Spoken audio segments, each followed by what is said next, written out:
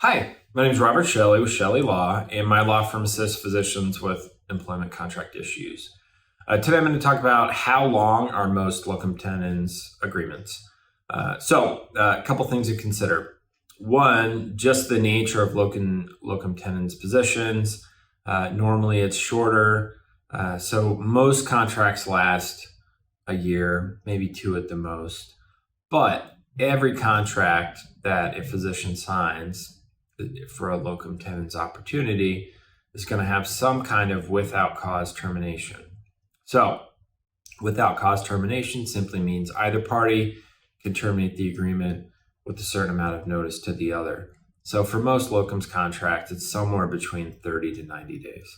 And so, what that means is, let's say the physician was unhappy or they just didn't want to pursue any other jobs with them, they would just give written notice to the company saying, I'm just not interested in taking any more positions with your company.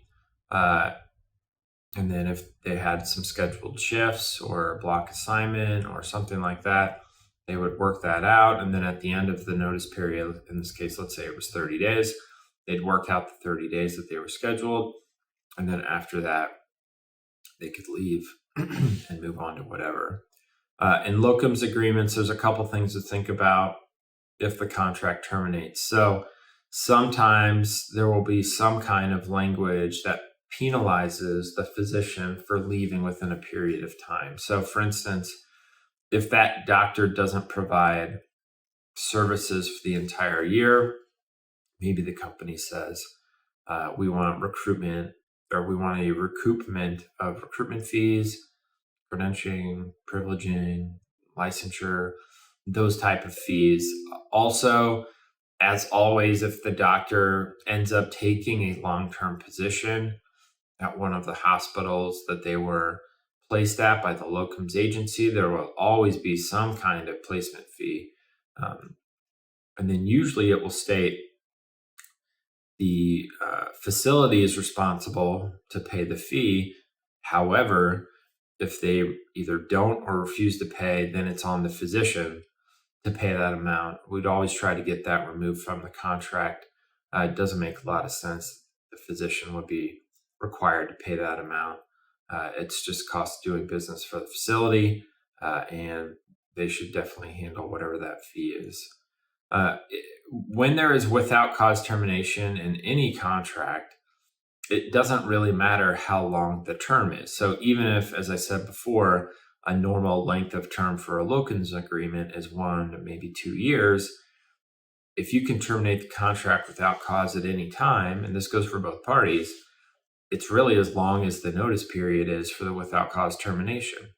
So it's not like you're, have to provide care for that company for the entire term of the agreement. If the physician's unhappy, if they don't like the compensation, maybe that they're getting for these, different facilities that they're being placed at, or maybe it's just a bad working relationship with the staffing company. In those scenarios, they don't want to stick around. There are so many opportunities for locums work for almost any type of physician, any specialty, that working for a company that maybe is placing you in bad locations or isn't paying as much, you can always find locums opportunities. And so if it's not working out with the company, or you don't think they're treating you fairly, just give notice, move on, find a better company. It's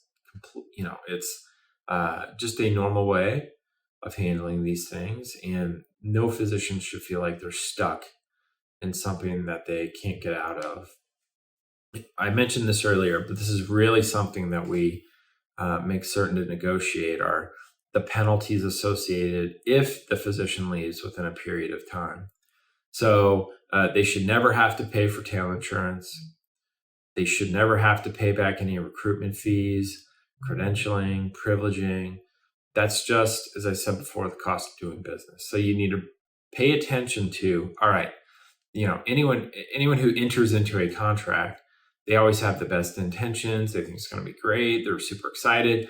And then once they get into it, it can turn quickly. And maybe it's just a much more disadvantageous position than what they were, expecting.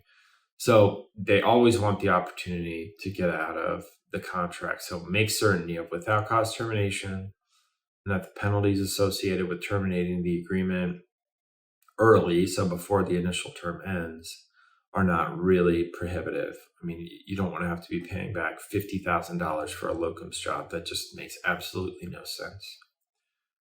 Anyway, so that's how long a locums agreement normally lasts, but ultimately it just matters how long the without cause termination is. If you have any questions, you can always contact my law firm at the phone number listed below in the description, or you can always reach us through our website, chellelaw.com. I appreciate you watching the video. Thanks.